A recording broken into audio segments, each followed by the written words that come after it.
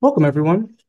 The ICMA Learning Lab is pleased to present this online education program, Strategic Planning in the Age of AI, brought to you by ICMA strategic partner Zen City. For technical assistance, please email learning@icma.org. Today's presentation will last up to 60 minutes and includes a question and answer opportunity, so please submit your questions at any time throughout the presentation using the Q&A panel at the bottom of the screen. During Q&A, our presenters will answer as many questions as time allows. It is my pleasure to introduce today's moderator and the former ICMA Executive Board President, Lee Feldman from Zen City. Lee, welcome to the program. Thank you, Julian. Hi, everyone, and welcome to our webinar.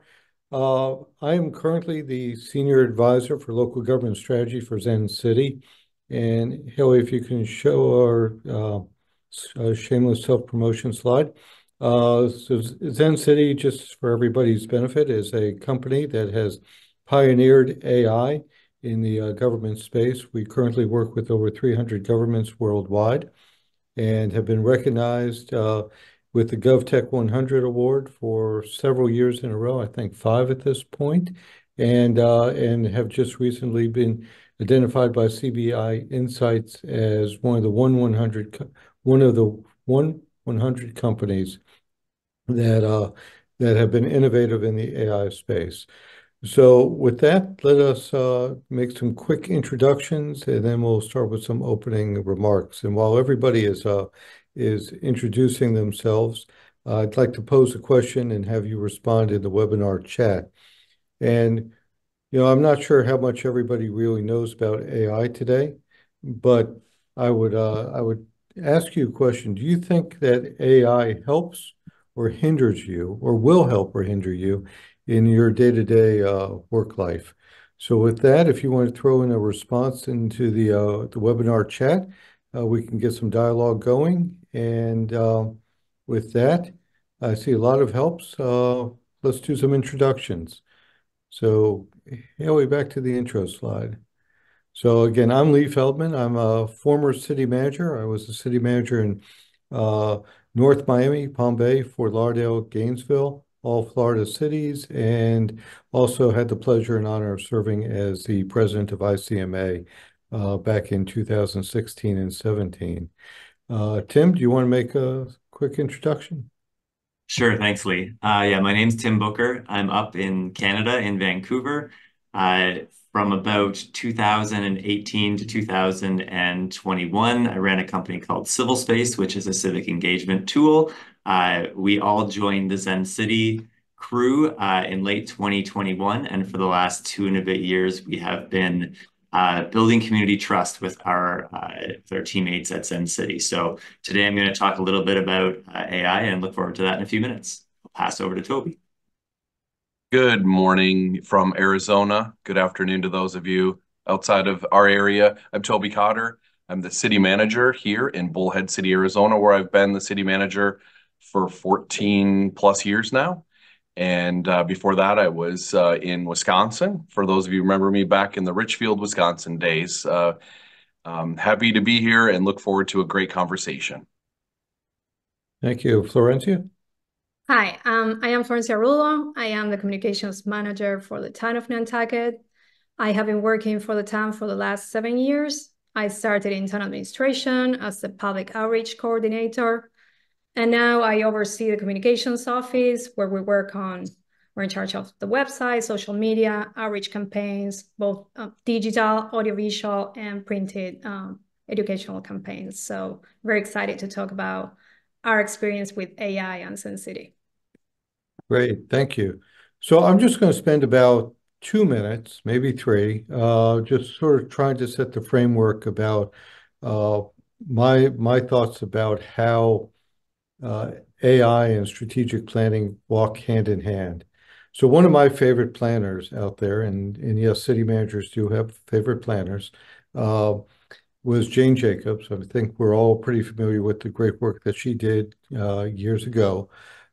She had this quote that still today inspires me and sort of talks about the space that I'm in these days. And it's, while you are looking, you might as well also listen, linger, and think about what you see.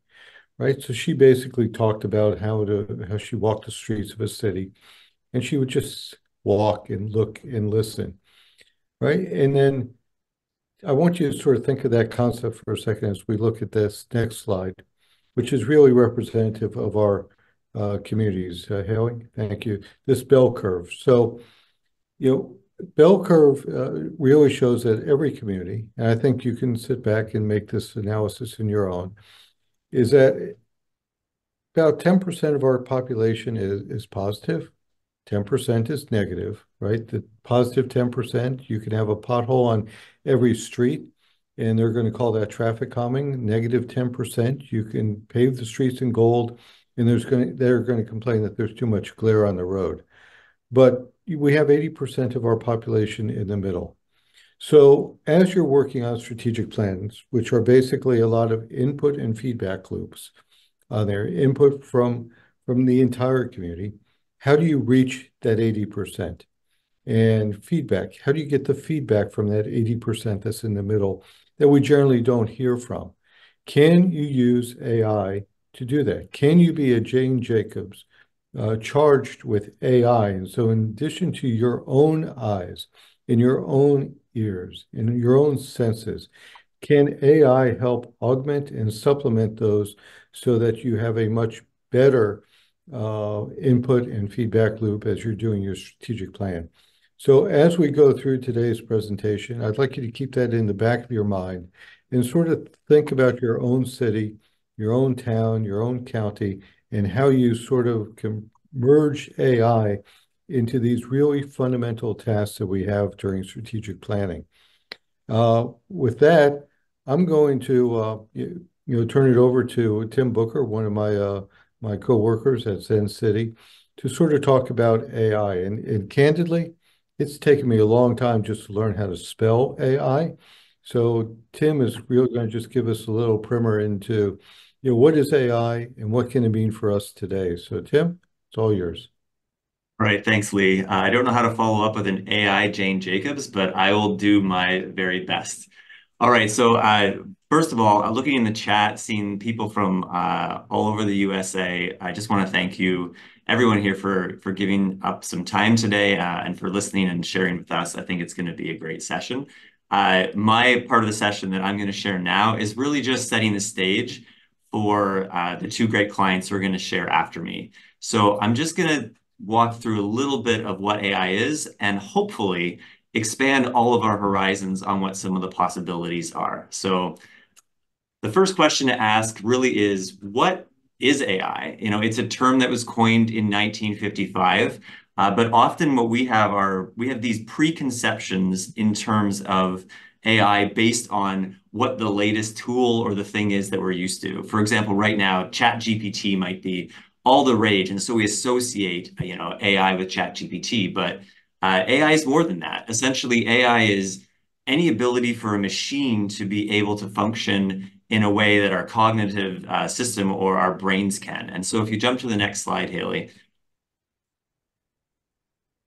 when we think about brain functions that AI starts to take on, we think about things like reasoning, learning, problem solving, perceiving, interacting with our environment, even exercising creativity. And all these things are, amazing capabilities that, we have as humans with brains, but are tremendously difficult to try to replicate. And then even as we replicate them, we find that they actually gain way more of their capability and power when combined. So if you want to jump to the next slide, one of the examples that I think many of us have seen over the last, I can't remember, maybe 5 years, is this guy. And this may be inspiring to people. It may also be terrifying because of the capabilities. But if you really think about it from that last slide, if you think about capabilities such as being able to perceive the environment, being able to sense, being able to learn, and then you start to combine that with things like mechanical engineering, and you start to build something like a robot that is super capable, you start to see how the power of AI is amazing, but you also see how it's bigger than a tool like, say, just ChatGPT. All right, to the next slide. Another example that most of us have in our house or on our phone, whether it's one of these little pucks or whether it's just a voice that's chirping back to us, is our voice assistants. And once again, we're looking at things like breaking down the responses that we are giving, or the questions or the requests that we're giving, into natural language using natural language processing. And then we're looking at establishing intent based on what someone's asking, and then trying to associate what type of reaction or information or service can be performed. And all of those were probably codified using AI. So many different pieces and so many different facets of AI are used with some of these interfaces and functionality we're used to. So now that we're kind of opening our minds a bit to how maybe big and wide AI is, I'm going to get a little more technical for a few slides. So if you want to go to the next one, Haley.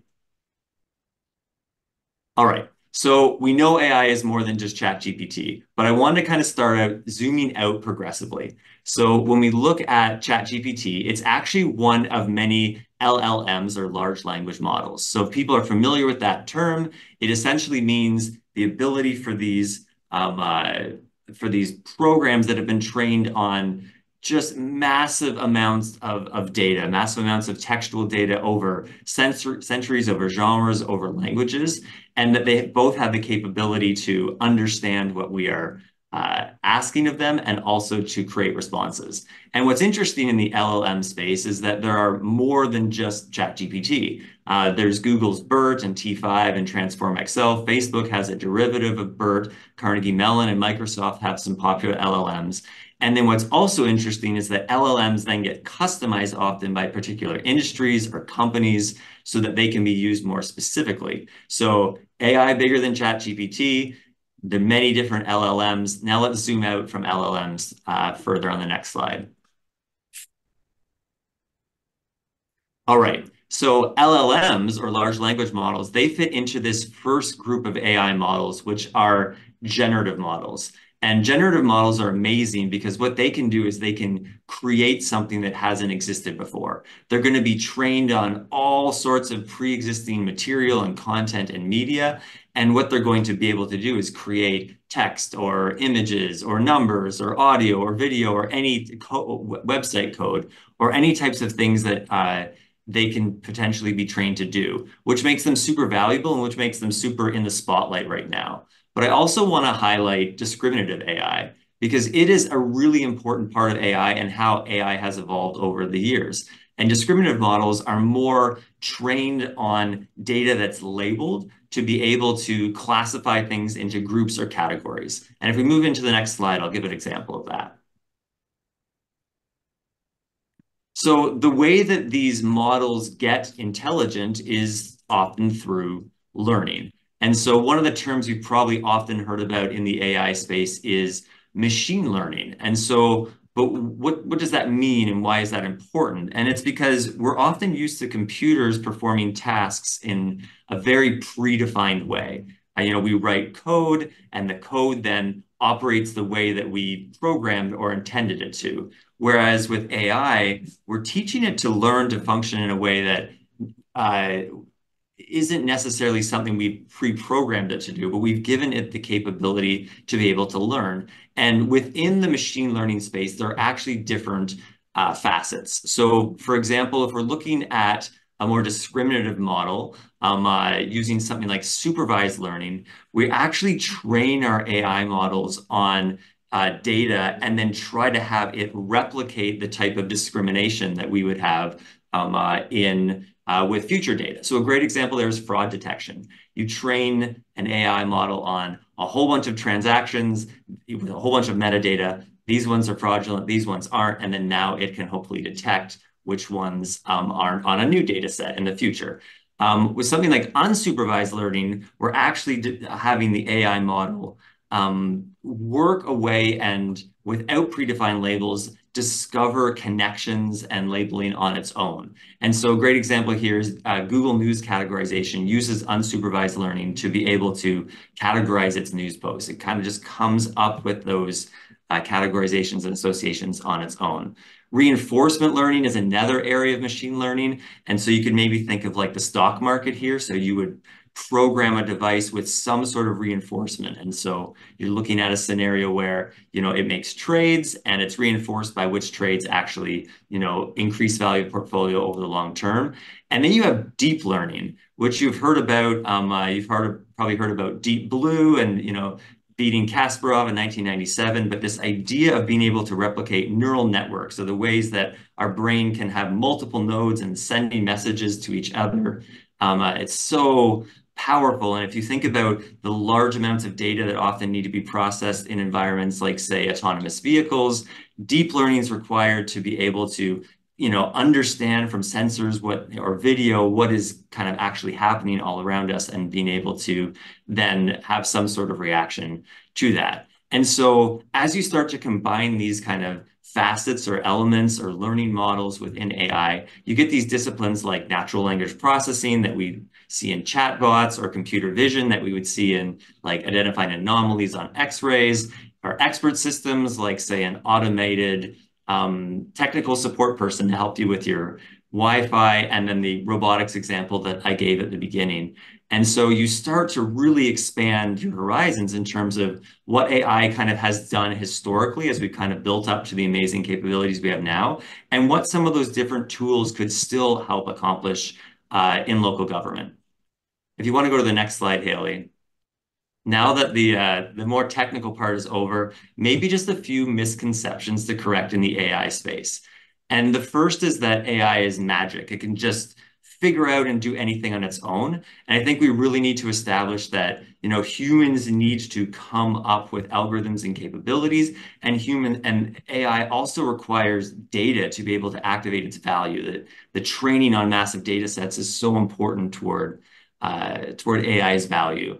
And connected with humans is this fear that AI will replace all our human jobs. And what we're seeing is a job evolution as opposed to kind of this complete job loss. And when we're looking in scenarios of like how to become a kind of valuable employee, we're looking at shifts from jobs that AI can replicate parts of to roles where AI is actually a superpower, where someone can harness the power of AI to increase their value in the workplace and to increase the capabilities of the company or government that they work for. But we do also have to think about kind of the downsides or concerns. Like, AI is not infallible and not inherently objective. AI is going to be trained on data. If that data is biased or incorrect, it's going to ruin the output, right? Garbage in, garbage out applies to AI as well. And then we're also need to be thinking about the implementation of AI, both in its technical simplicity, which it's not. There's a lot of complexity in terms of setting it up and customizing and training, but there's also going to be facets of things like privacy and ethics and security and feasibility that we all have to think about as we implement AI in our workplaces. Next. All right, so just one more slide for me, and this is the kind of go full circle as we've kind of expanded our horizons in terms of what AI means, what it is, looking at different areas that AI can help in local government. And three came to my mind right away. So the first is in content generation. So lots of us have to come up with content to communicate to our residents, and we want to do that in an effective manner. And the ability to have AI generate content in a certain tone of voice, with a certain capability to like identify things that maybe we hadn't even thought of, and to do that really efficiently can have amazing side effects in terms of helping us to either communicate more on more issues, but also to be able to free up employees to have more staff and resident interactions. Second, and this is another one in addition to content generation that is baked into the ZenCity platform that we're super proud of, and that's automated analysis. So if you're looking at natural language processing, the ability to have models that break down input, like I'm sure the last 5 or 10 years, many of you has been about data, data, data. We need to get more data into the organization. And one of the challenges with more data is, well, how do we extract value out of that? How do we make better decisions based upon it? And often there's this gap in understanding. And so automated analysis or AI-powered text analysis, many different names, but essentially the ability to discover themes and challenges and break down and theme and group data in ways that would take humans a long time and maybe wouldn't identify as many possibilities. AI can be really powerful at that. And the third emerging area, which is really exciting to me, is modeling. So all of us are experiencing population growth or population change, demographic changes in our communities. And we always need to be looking ahead 5, 10, 15, 20 years and anticipate, okay, for education or for transit or for water or for public safety or healthcare, we're going to have different needs, and those needs are going to be changing. And AI can be very powerful in the sense of being able to help us model out different scenarios, which can then help us to make effective plans for the future. And with that, I will pass back to Lee. Wow, that was a lot, Tim, and I mean, basically, you got a couple hours worth of AI in there. So before we get on to Toby, I just got a couple questions for you. First, did you use AI to actually generate those slides? I did not use AI to generate my presentation. No, I did think a little bit about the people who might be attending today and trying to really customize the content to them. But I did use a bit of AI to generate some ideas and make sure I wasn't kind of missing anything. And there were a few suggestions that it gave me that I kind of filled in some gaps. Great. And you know what, I think Eric Gildersleeve posed a question in the webinar chat about if any cities out there have developed policies regarding the use of AI. And one of his examples was privacy issues. Tim, can AI actually help protect privacy, or is it another way of sort of invading privacy? I would say this. I would say AI introduces privacy risks that we need to manage within our cities. And so one of the ways that as a provider at Zen City, who's hoping to assist cities who are our clients, is we're often thinking about where our data goes, right? And we want to make sure that data, especially if it's flowing from residents into cities into our platform, we want to be very careful about where that ends up. And so as we have embraced the AI revolution and added new capabilities, one thing that we were actually really careful about is when we were interfacing with ChatGPT, with OpenAI, which we use to enhance and augment some of our product, we made sure to use a provider that allowed us to opt out of the client's data going back into the training of the model. And I think that's really important. And I totally get the value of wanting to help train models, to make them better in the future. But our clients have a lot of trust in us. And so we made sure that as we were kind of extracting value out of the algorithm, out of the service, that we were not putting any sort of client private, personally identifiable information or any of our client information back into the model to train it. So I'd say there's probably myriad of ways that you want to assess the risk, but that's just one that came to mind right away when you said privacy, that it's probably important to know how your data, where the data ends up, that ends up going through these algorithms. If you have your own, if you're lucky enough to have your own kind of capabilities on site, that may be less of a concern. But if you're using external services, you might want to look into how they process your data and if the data ends up going back into the greater pool. So Tim, touch on that for one more second, because I think we're all sort of neophytes when it comes to AI and things like ChatGPT. You said a minute ago, selecting a provider, right?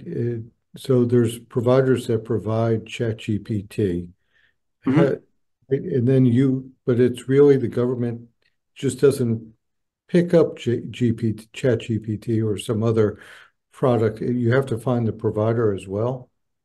Yeah, so specifically with us, we're kind of working at more of a enterprise scale in the sense that we have many different clients worth of data, flowing through our system. And so we're connecting, server to server with a ChatGPT provider. And so in terms of connecting server to server over API to that provider, we wanted to choose a provider where we're going to extract the value out of those calls to ChatGPT, but we're not putting data back into their training. Great. So I'll confess, we did use ChatGPT to generate this slide about how AI can help in strategic planning, but wanted to put this out there for for everybody to see, all the different ways that in the strategic planning process you can use different forms of AI. On that note, I'm going to turn this over now to Toby and let Toby sort of talk about Bullhead City's strategic plan and how they're contemplating using AI as they make their next endeavor. Very good. Thank you, Lee. And great to see everybody. I see over 300 participants, probably lots of people around, a lot of different government buildings. So great to be with all of you. I'm Toby Cotter. I'm the city manager in Bullhead City, about 90 miles south of Vegas, 50,000 people and millions of visitors a year. And we want to capture the data that those individuals bring. So get ready for a quick 10 minutes of AI from me. I am not the expert in the field. I bet you of the 304 people listening right now, so many of you have more knowledge and have used AI more than I. But over the last few months, I've immersed myself in it thanks to Lee and the team at Zen City. We've been a Zen City customer for a long time, not a plug, but just the reality. But we also use Placer.ai and a number of different artificial intelligence to help us be a better city. I just want to start out with a quick example. On New Year's Day, I went to Smith's. We all maybe buy chicken wings, right? So I buy these chicken wings at Smith's. I put in my card, right? Your phone number. And then later that afternoon, not more than an hour later, I go on X or Twitter, just looking at some information. And lo and behold, the ad that I get is an ad for air fryer paper liners. So Smith's and Twitter know me, and they know that I needed a paper liner when I was going to go home and cook those chicken wings. I'd never seen that ad before. I've not seen it again. So obviously something happened there. I also went to the gas station recently and put in my phone number at the local Maverick, and an ad came up for my favorite coconut water. Come inside and buy your coconut water. So things are starting to become very apparent to me that AI is hitting our daily lives. I was on a recent flight on Southwest Airlines and there was a movie. I just clicked it. I'm like, I'll watch that one. It looks exciting. I just want to play the trailer for you real quick. The next marvelous advancement in robotics is artificial intelligence.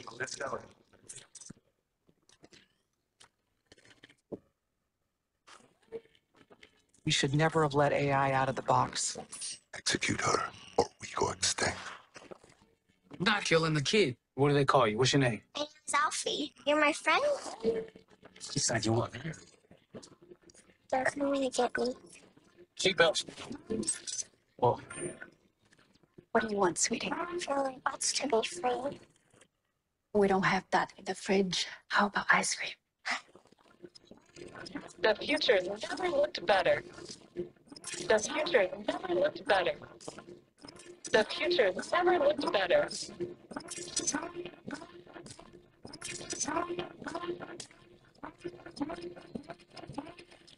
The Creator, rated PG-13, only in theaters September 29th. If you haven't seen that movie yet, I highly recommend it. It really fits in with the theme of today's presentation. It has nothing to do with strategic planning, except for the fact that robots are becoming human. You saw the dog at the beginning of the presentation. New York actually bought that dog, employed that dog, and has since taken that dog off the street. But just think about that dog if that dog would have been employed in Uvalde Marvelous advancement. or another one of our school shootings. Could we have sent that robot dog in to save lives? Maybe that's a great use of AI. So that's a little bit broader. And talking about paper liners and gas stations and, sort of a far-fledged movie, it doesn't seem all that real. But remember the first time you heard of autonomous cars? Remember the first time you saw a car without a driver? Now semis without drivers. Airplane pilots? All of these things are happening. And what are we going to do in government? Not only to create policies, but to regulate it and work on those policies with our city council. So let's talk specifically, and let's give a couple examples of AI.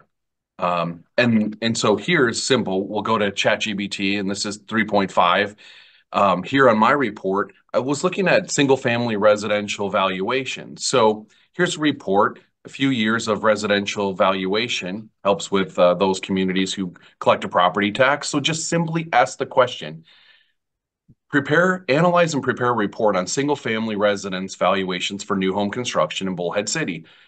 cut and paste it. Literally took me a minute to do that.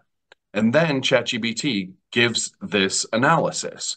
So what used to be done by hand, by a human, now this AI through ChatGPT, and there's many other programs as was previously suggested, they're talking and giving a great report on commercial residential valuations.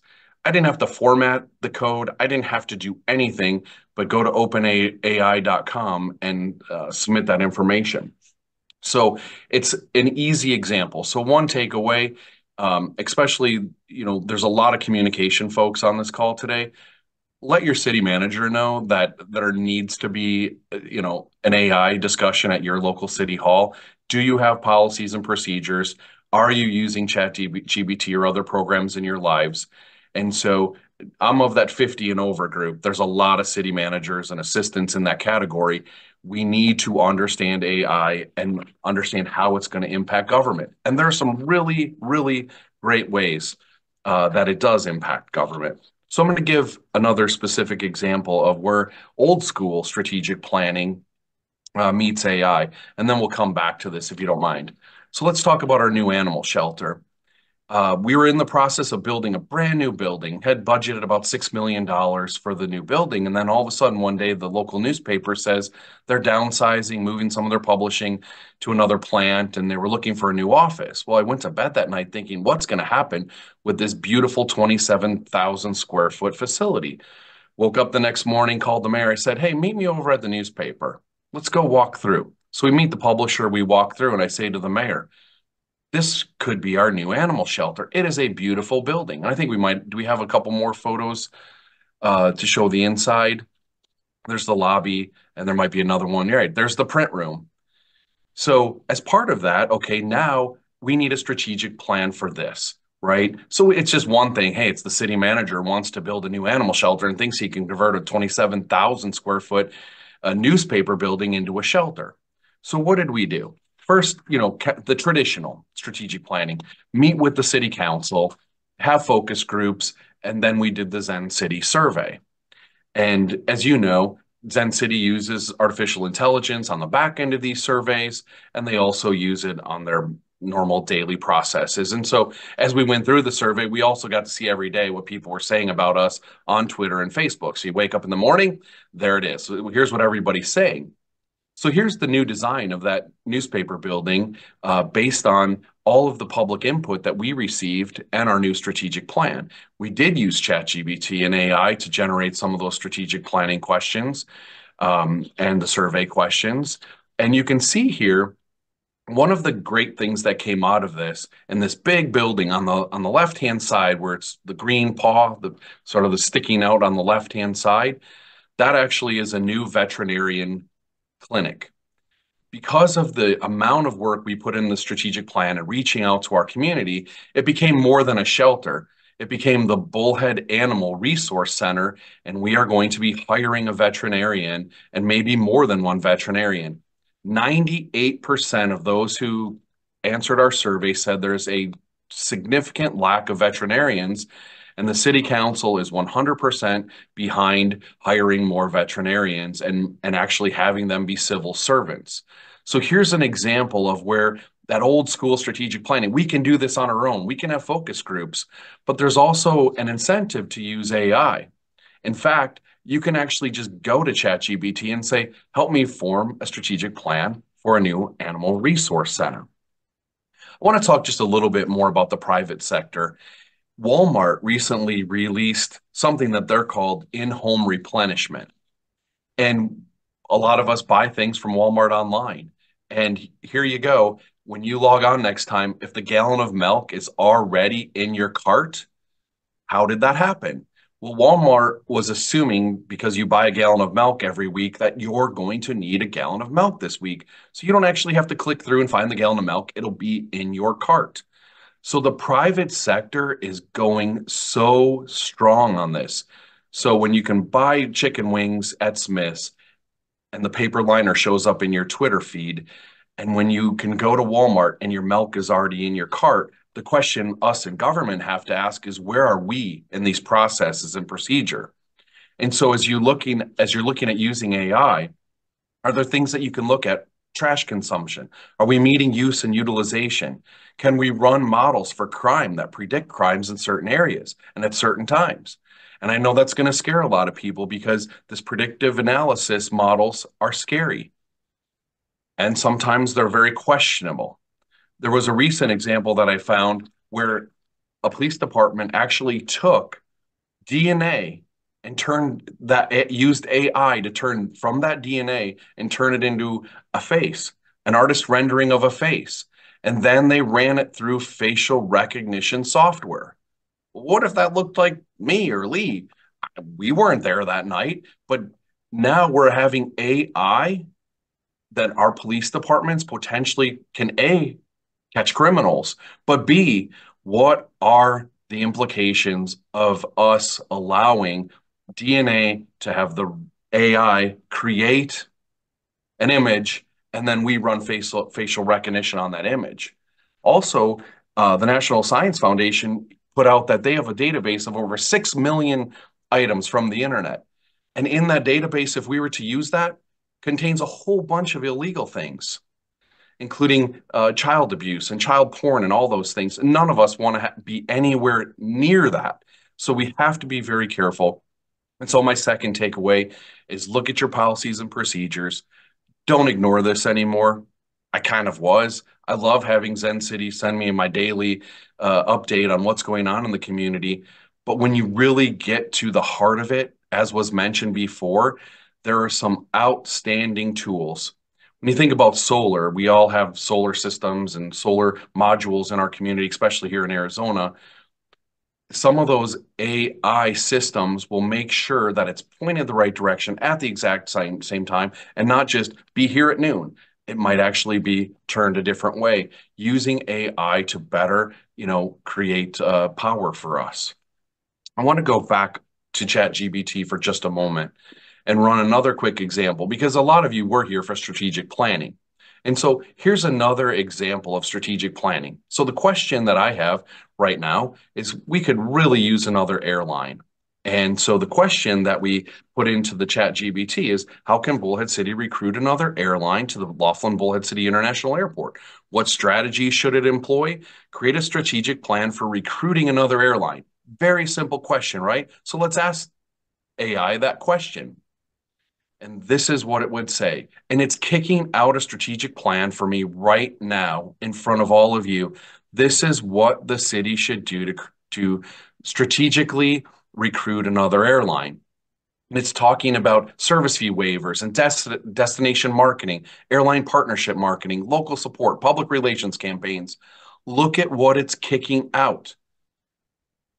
In the past, especially those of us who are city managers, we've hired people to do this, and we've paid them a lot of money to do this. And I'm not saying it's still not necessary and needed, because it is. And once you have this, it takes great people, including our staff, to analyze this, change it, make it better, make it more usable for us.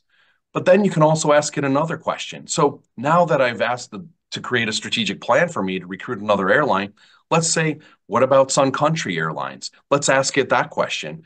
Is Sun Country a viable option for expansion? It knows I'm asking it the question about my airport. It knows that I'm asking it about a specific airline and how I can further go after that specific airline for my airport. And this is free, and this is available to all of you right now.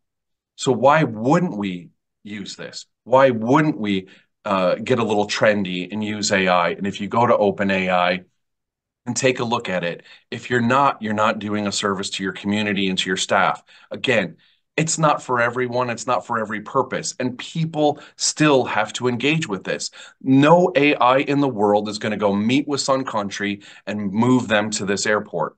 People will, but AI is helping us grow a strategy so that we can deploy those methods. And so I leave you with that. And again, for those of us that are aging in our years with city management, and I'll put Lee and I in that category, it's incumbent upon you to understand AI and get involved. And so again, I encourage all of you on this call, meet with your city management, go over a simple example like this and show them how AI can help your organization. Thank you very much. Thank you, Toby. It's amazing to think that when you and I first started to get into the profession years ago, the big technology change was actually having personal computers at your desk on there. And so it's definitely an exponential curve. Hope Bernstein posed a question, will we share the slide presentation after? The answer is yes. I believe Julian has already put it into the webinar chat in a form that you could download.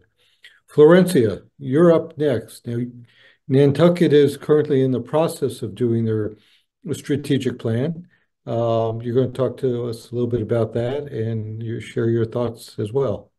Absolutely. Thank you, Lee. Yes. So first, thank you all for joining us for a discussion on the strategic planning in the age of AI webinar. I am Florencia Rullo, Communications Manager for the town of Nantucket. For those of you that are not familiar to Nantucket, it's an island. It's 30 miles out to sea off the coast of Massachusetts.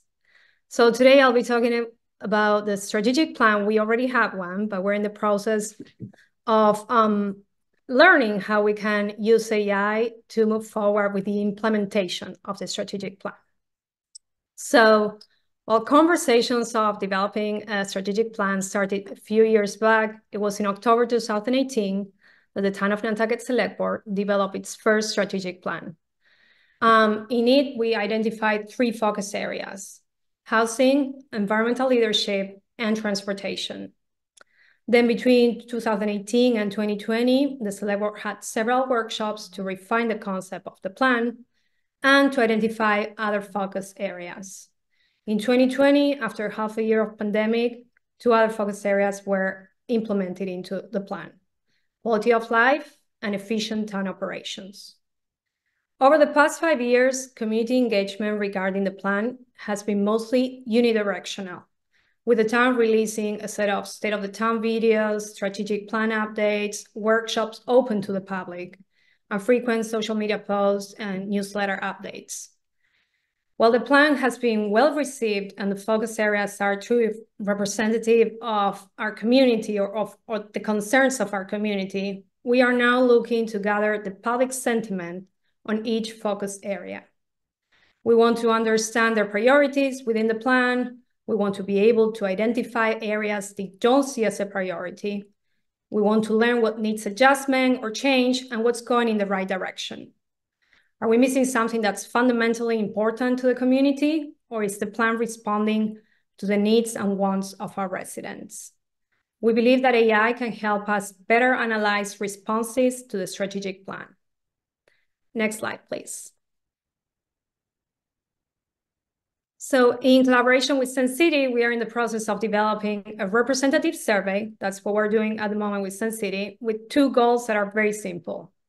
We want to educate the community on the current strategic plan, and we want validation from our community. Why? Because we understand that a 2-way channel of communication will enrich the end result.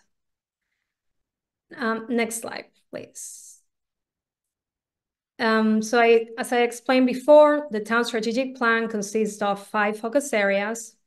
The plan is fundamentally guided by the principle of sustainability that seeks to institutionalize practices that support a balance of the economic, environmental, and social health of our island. Some of these areas have been a priority for a little longer than others. Let's take transportation as an example. As well as I previously mentioned, Nantucket is an island. There are no bridges that connect Nantucket to the mainland. Nantucket does not have a regional transportation system. So transportation here takes a whole different priority. For example, we started using Sense City January 2023, or December 2022. It's about a year since we've been using it. And over the last 12 months, we created 8 different project pages for 8 different transportation projects that are currently ongoing on Nantucket. So each project allows us to have a survey, or maybe more than one, depending on the topic, a public board, or a discussion topic.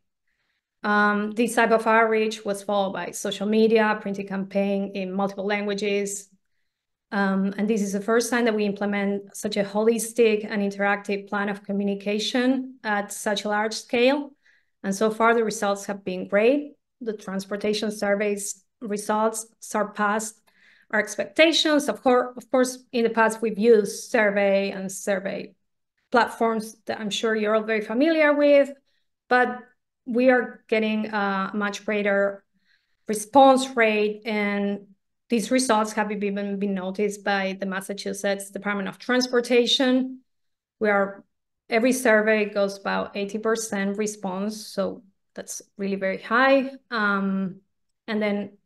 So we're getting a greater response when we put surveys out there. Now, do we have the manpower to analyze this data? Unfortunately, we do not. And that's when AI becomes incredibly beneficial to our goal. AI algorithms can analyze large volumes of data, that's responses, quickly. They can recognize patterns, correlation versus anomalies. Automated analysis makes it so much faster to analyze open-ended survey responses. It can help us predict trends, learn from our residents' way of thinking in order to improve future surveys. It can help us personalize and segment surveys according to the public we want to reach to. And it automatically generates a report of the survey results, saving us valuable time that we then can use to actually learn from the data we collect. So basically what I think that is crucial to understand here is that AI is an active tool. It is useful as long as we learn how to use it. And as long as we use it, the more we use it, the more we learn how to, the more we understand the dynamic. So we'll get better results as we use it more frequently. So, well, these are just the first steps of the AI government relationship. I think that we should remember that AI is dynamic, and having a long-term vision as a municipality of how we want to use it for a local agency, it's key. So I think that we don't need to be afraid. We need to learn from it. We need to have a roadmap to what is that we're looking to achieve when we use AI. And we need to train our personnel and collaborate within municipality departments and municipalities like we're doing right now. Actually, the chat is so enriching and I'm learning from others. So for this year, what we have planned, we'll be releasing 2 Sun City Power surveys. The first is a strategic plan focus survey. I don't know if you're familiar with Sun City, but Sun City calls it a pulse survey. That's what we'll be doing. We are aiming at educating residents on the current strategic plan and its latest update that just happened. And we want to gather their feedback and sentiment. And the second survey that we're planning on is a townwide community survey. That's the first ever for the town of Nantucket, with the goals of engaging the community, aiding the strategic plan with the data gathered in the survey, making decisions based on data. So basically our goal is to use AI in a way that will positively impact the efficiency of data collection. Again, we've said data way too many times, but it's important to understand that's what AI is basically. And then how we process and analyze the data that we're collecting, ultimately to better serve our communities. So that's a little bit of what I have, what the strategic plan is, and how we're planning to use AI to let our community know what the plan is. Thank you, Florencia. So you mentioned in their sentiment analysis, and you had that slide up there. And one of the things that I've been amazed with through AI and natural language processing is the ability to detect sarcasm, right? So you could have somebody send in or make a post in social media that says, thank you, or Metropolis, I have a pothole on my street, and we would assign that negative sentiment. But also the ability to use natural language processing to denote sarcasm. So if somebody said, thank you, Metropolis, for another pothole on my street, we know that thank you is positive, but in this particular case, it's sarcasm, and it too would also get negative sentiment. So, the ability to use AI to process thousands and thousands of those interactions and assign sentiment, I think creates value for us, maybe, or creates more work for us, maybe, as we go on. I'd like to now turn over to Q&A. We have about 10 minutes left in the webinar, and we've got some questions that have appeared in the Q&A channel. One from Matt Dixon at South Ogden City. He wants to know if you all find a particular LLM, such as ChatGPT or BERT, to be more useful to local governments than others. So, Toby, you chose ChatGPT 3.5. Right.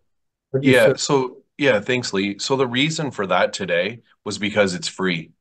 And I wanted to make sure that everyone saw the free version. If you just go to openai.com, you can look at it. The premium version is $20 a month. I subscribe and think it's a great resource, a great tool. So there's so many others, and not to say one is better than the other today, but in the chat box, you can go back to people what they were suggesting with their own opinions.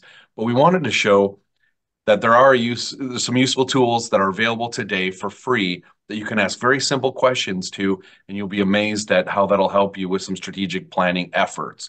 And as I said before, it doesn't answer all the questions, and you need to, use your staff. And this is great because AI can help us, and then our staff just kills it from there. Great. Florencia, are you using ChatGPT back in the time? Yes, definitely very familiar with ChatGPT. I use it, people within my within the town of Nantucket use it too.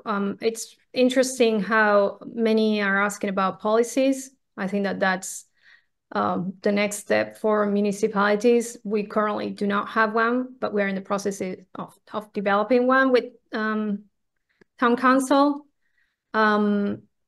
ChatGPT, the free version even, is great. For those of us that started using it, as soon as it came out to the public, we can see the progress it had. I would say, we want to use it as a tool. Again, that to me is the important thing. I don't want to use it as the Bible. I want to use it as a tool, as something that, you have to be mindful when you're using it and serve our purpose. But then again, it's our responsibility, whatever we decide to take from it or not. Great. And Tim, you use AI. You live and breathe this every day. Do you have a favorite? I don't think I'm going to play favorites. I think to me, it's more of a tool for the job scenario, right? So I know that we've used BERT in its area of strength in areas like being able to recognize sentiment or being able to classify things, very powerful capability there.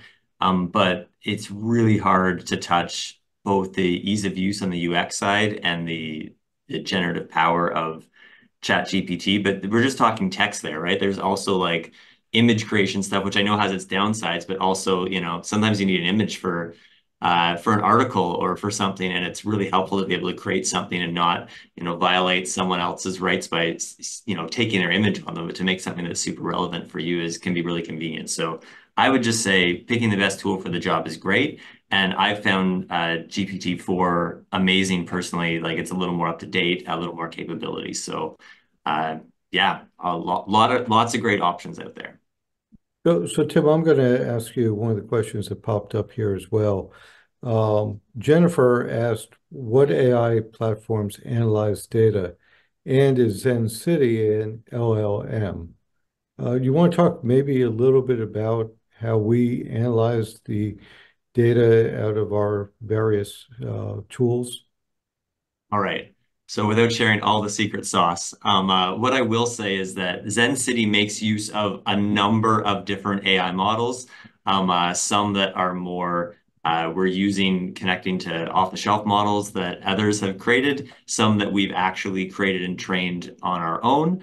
And the key to the ZenCity platform is it's not an LLM on its own. It's a whole suite of capabilities, some of which are programmed the old-fashioned way, to be able to take data in from you and to have certain functionalities. Like, for example, when you're I shouldn't even, I was going to say when you're building a survey, but now we even have capabilities with AI to help you with that. But there's lots of things that you would do in our platform that are more traditional, and the way that it's kind of all put together from a software engineering perspective, a lot of that is, traditional programming, but it's kind of like sprinkling the AI magic in the places where it adds value, I think is how I would more classify the ZenCity platform. So it's like, okay, it's going to be great to do AI-powered moderation of collaborative, ideation or conversation online. So we're going to use AI there, or we're going to use AI to help generate content for press releases, or AI to help classify open-ended posts into topics. So then that way you can quickly understand what's going on in terms of the feedback you're being given or what things are emerging based on a certain question. So yeah, ZenCity is a technical platform with lots of different technical capabilities and tools in it, and has different AI models and capabilities sprinkled throughout where it makes the most sense in terms of adding value. And Melanie, in the webinar chat, indicated that you have the coolest job. Tim, I think I actually have the coolest job because I get to just talk with you and learn every day. I do a very cool job. That is very true. So we'll take one more question out of the Q&A, and this comes from Nicole Schaefer Granby. What data does she need to have prepared to maximize AI for an outcome like educating and prioritizing a comprehensive master plan? And can she upload a spreadsheet, for example? Yeah, certainly she can, Lee. I mean, we just uploaded valuations for property from 12 years, and it simply crunched that within a moment's time. But it's not going to create your whole city's master plan. If you're not talking to your elected officials, if you're not talking to your residents, you started this out. You have to sit and look and listen. AI can't do it all. It can crunch a whole bunch of data for you, though, and save you time. So that really frees you up to go meet with your constituents, go meet with your community. Don't lose that. Yeah, I think you hit it on the head. If you go back to the Jane Jacobs quote I had in the beginning, think of just AI as thousands and thousands of Jane Jacobs out there looking, listening, lingering on your behalf as you create your plan, pulling in that input, creating that feedback.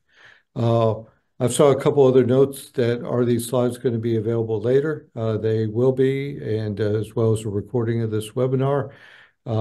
We've got roughly a minute left, so I just want to thank Toby and Florencia and Tim and the ICMA staff and the ZenCity staff for putting all this together.